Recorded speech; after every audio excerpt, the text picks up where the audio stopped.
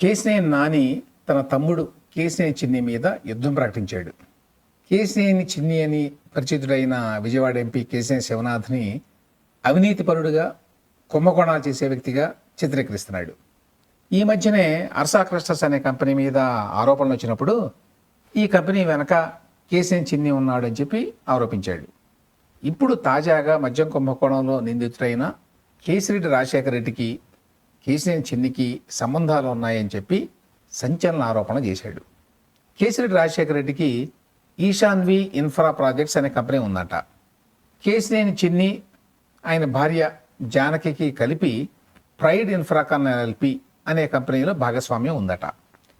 ఈ రెండు కంపెనీలకు కలిపి అకౌంట్స్ ఎట్ ఈశాన్వి ఇన్ఫ్రా ప్రాజెక్ట్స్.com అనే ఒకే ఈమెయిల్ ఐడి ఉందట.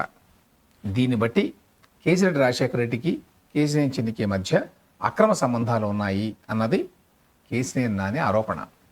ఈ ఒక్క లింకుని చూపించి తన తమ్ముడి మీద కేశినేని నాని రకరకాల ఆరోపణ చేశాడు.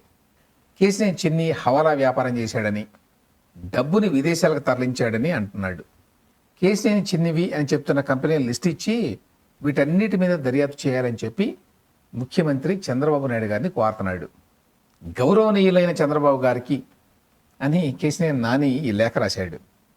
కాకపోతే మొన్నటి ఎన్నికల ముందు వరకు చంద్రబాబుని కేశినేని నాని బండబూతులు తిట్టాడు. నారా లోకేష్ని అయితే నోటుకొచ్చినట్టు మాట్లాడాడు. అట్లాంటిది ఇప్పుడు సడన్గా కేశినేని నానికి చంద్రబాబు అంటే ఇంత గౌరవం ఎట్లా పుట్టుకొచ్చిందో తెలియదు. ఇక ఈయన చేసిన ఆరోపణలకు సంబంధించి Kesireddy Rajasekhara Reddy company email ID, Kesineni Chinni company email ID ఒకటే అనేది నాని చేసిన ప్రధాన ఆరోపణ. ఇది నిజమో కాదో తెలియదు. నిజమైతే ఇది ఖచ్చితంగా సంచలనాత్మక విషయమే.